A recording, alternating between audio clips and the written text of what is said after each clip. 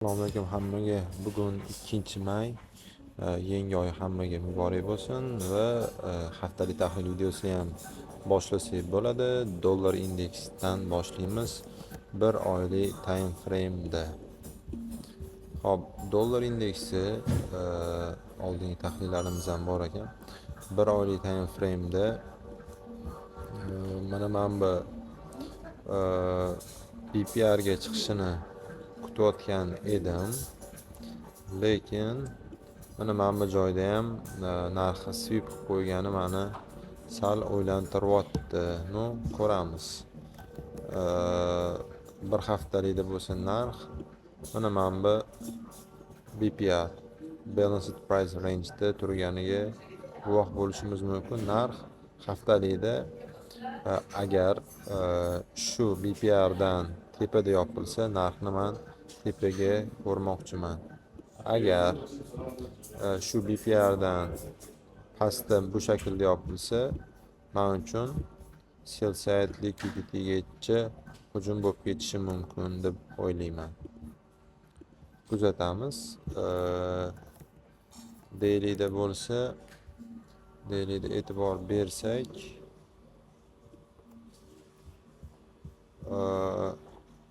mana yoqda sell side liquidity mavjud va mana yoqda trend line liquidity shakllanganiga guvoh bo'lishimiz mumkin.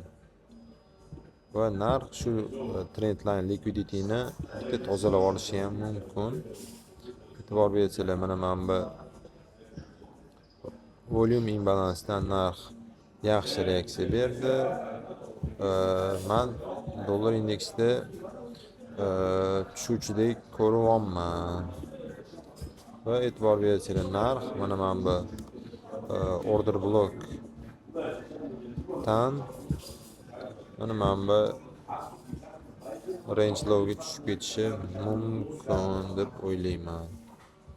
Va albatta premium discount bo'yicha ham ko'radigan bo'lsak, bu order blockimiz premiumda joylashgan. Men dollar indeksida shu sell sidegacha ishlamoqchiman, shu order blockdan. Hop, dollar indeksida meni tahlilim shu, kelayotgan yangi oy, yangi haftaga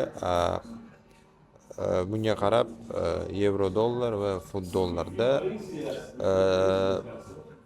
buy, ya'ni long ishlasak bo'ladi deb o'ylayapman. Yevro bilan dollarni ko'rib o'tirmayman.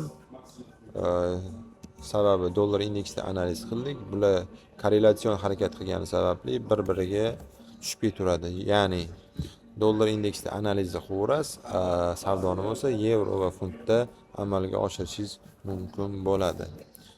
Hop, gold bir oylik time frame'da hech nima ko'rmayapman. Va bir haftalik time frame'da narx mana bu fair value gap, tushuvchi fair value gapdan reaksiya olganini ko'rishimiz mumkin. Bizda sell side liquidity mavjud. Va daily'da bo'lsa, narx shu sell side'ga tushib ketishi mumkin degan tahlilim turibdi. Sell side. Va e'tibor bersanglar, narximiz bizaga qiziq zonada joylashib turibdi. Sababi mana bu fair value gap narxi pastga yuborishi mumkin. Bizda eng yaqin target, birinchi targetimiz bu. Hop, mana ikkinchi target sifatida olsa ham bo'ladi. Mana sell side ham. Va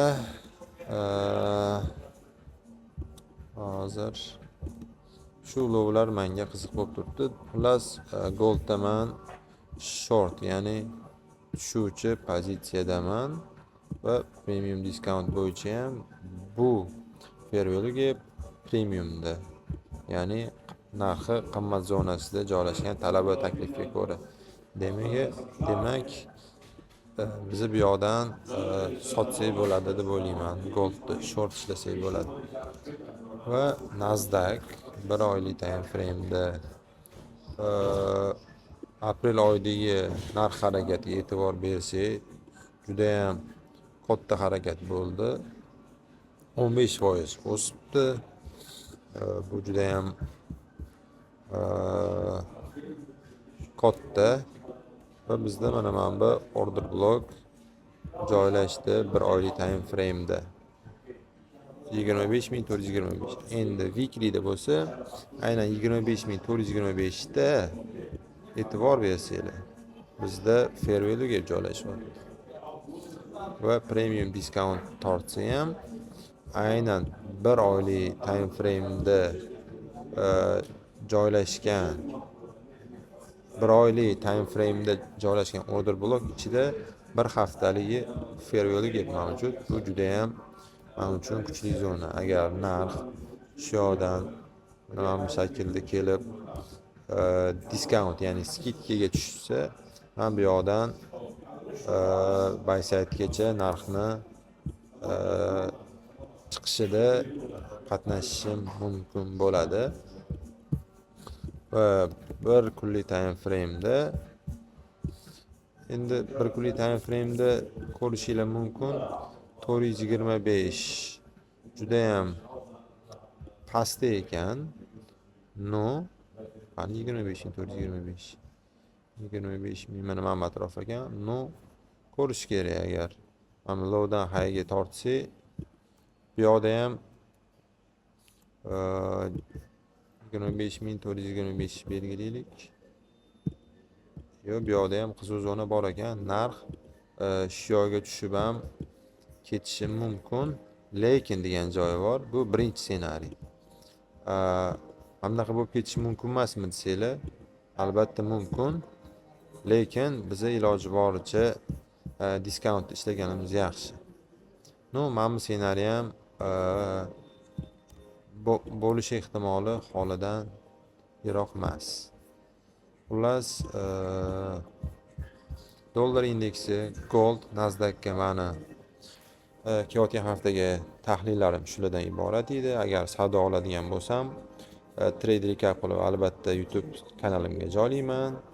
Mani pastiga Telegram kanalimga ulanib olib turib, u yoqda kunlik analizlar, foydali ma'lumotlar va bepul darslarni olsanglar bo'ladi.